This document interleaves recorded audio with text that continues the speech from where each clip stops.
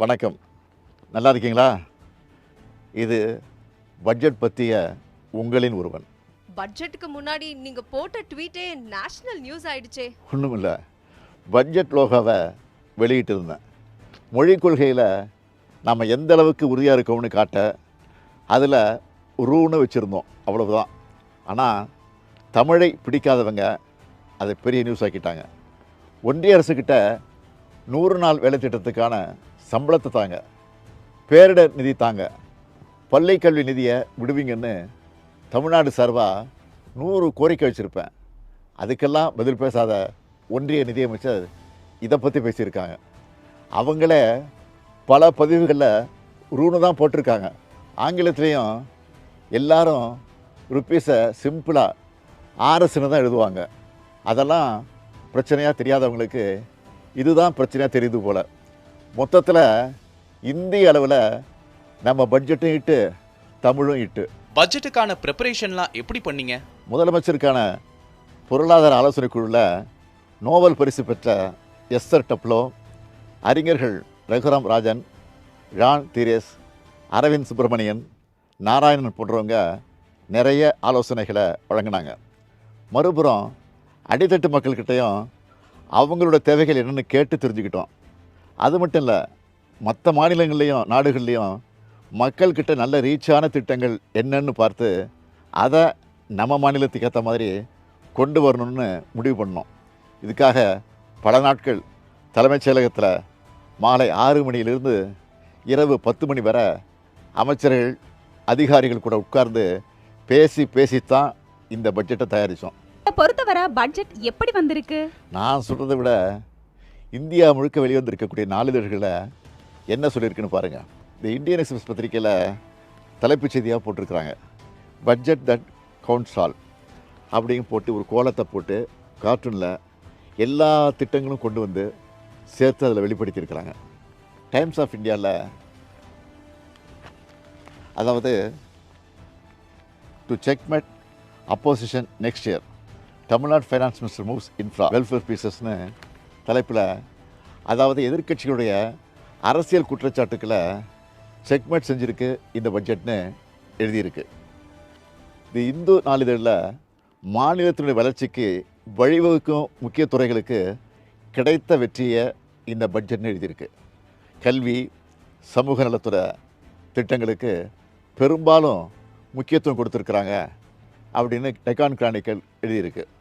மக்கள் நலத்திட்டத்துக்கும் உள்கட்டமைப்பு வசதிகளை மேம்படுத்தவும் முக்கியத்துவம் கொடுத்திருப்பதா தி பிஸ்னஸ் லைன் பாராட்டியிருக்கு. பெண்கள் முன்னேற்றத்தையும் மாநிலத்தின் நலத்திட்டத்தையும் மையப்படுத்தியிருக்கிறதா தி எக்கனாமிக் டைம்ஸ் எழுதியிருக்கு. தினமணியில் நாம் வெளியிட்ட பொருளாதார ஆய்வறிக்கை பற்றி சிறப்பான தலையங்கத்தை எழுதியிருக்காங்க. இந்த பட்ஜெட்டில் என்ன இருக்குன்னு கூசாமல் கேட்குறவங்க பத்திரிக்கையாவது படிக்கணும். இந்த பட்ஜெட்டில் உங்களுக்கு நெருக்கமான அறிவிப்பு எது? எனக்கு எல்லாமே நெருக்கமானது தான். மக்களுக்கு எது பிடிச்சிருக்குன்னு தெரிஞ்சிக்க சோஷியல் மீடியாவில் அவங்க போட்ட பதிவுகளை பார்த்தேன்.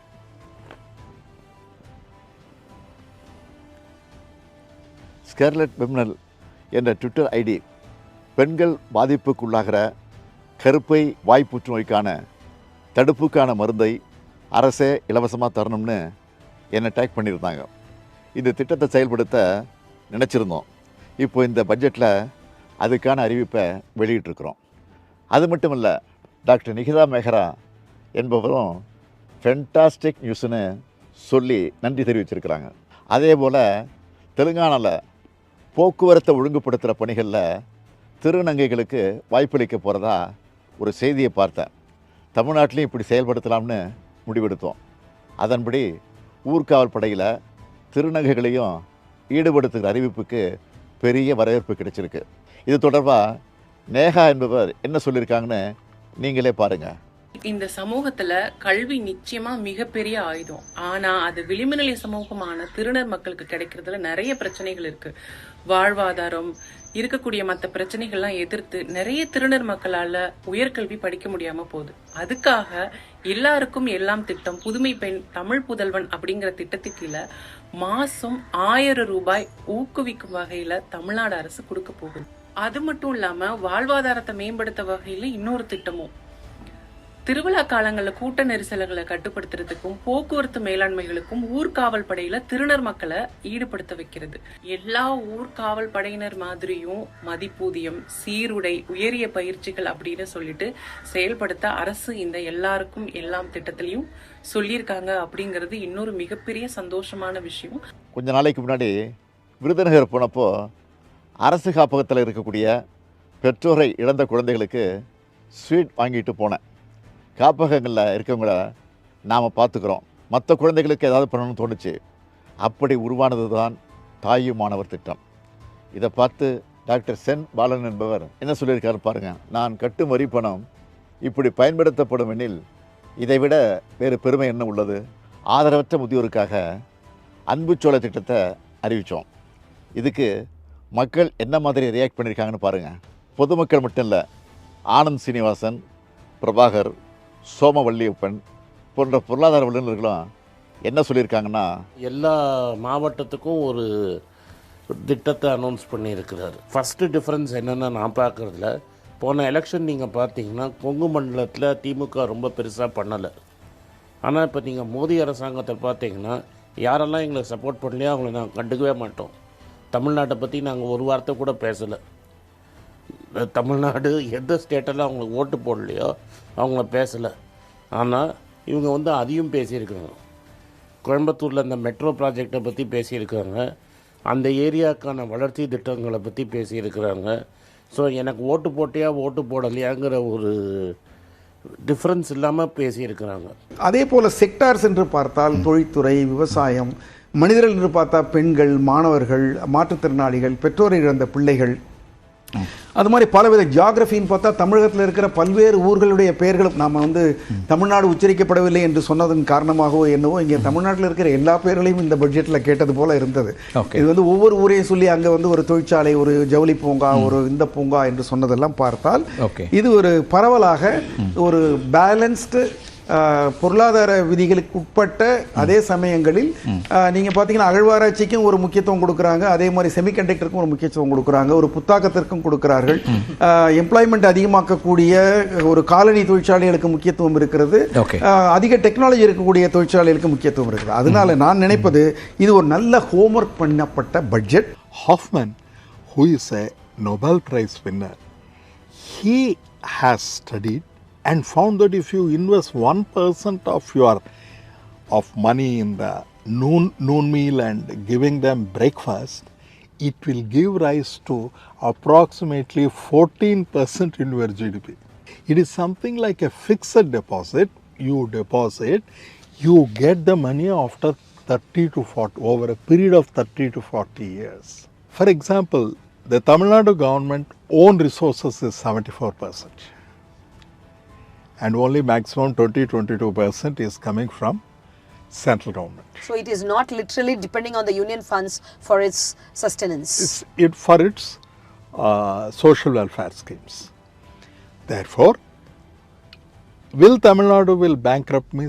Absolutely not possible, because you can borrow up to 28% of your budgeted amount. So far, the borrowing is only 26%. While Punjab, 47%. It is just borrowing 47%, which is far above than the 28% given by RBI.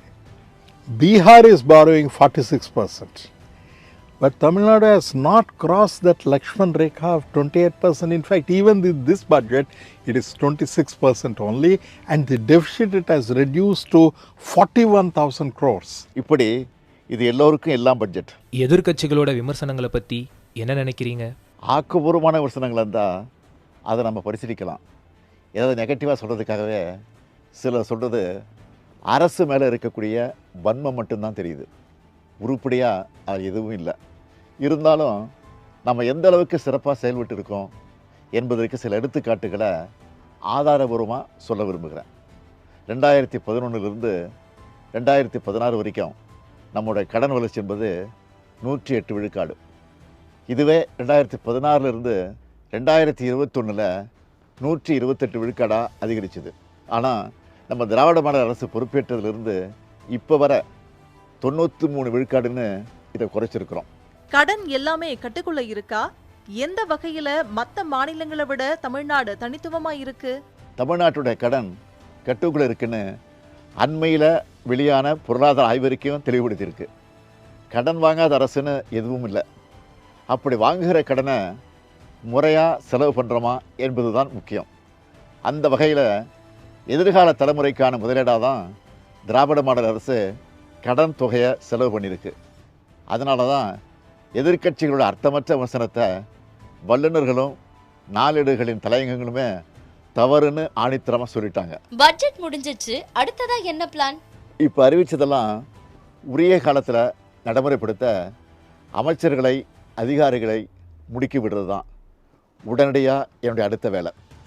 அது மட்டும் இல்லை, ஒன்றிய அரசோட நிதி ஒதுக்கீடுல ஓர வஞ்சனை, அதை பற்றி நாம் குரல் எழுப்புறதா நாடாளுமன்ற தொகுதி குறைப்பு என்ற ஆபத்து.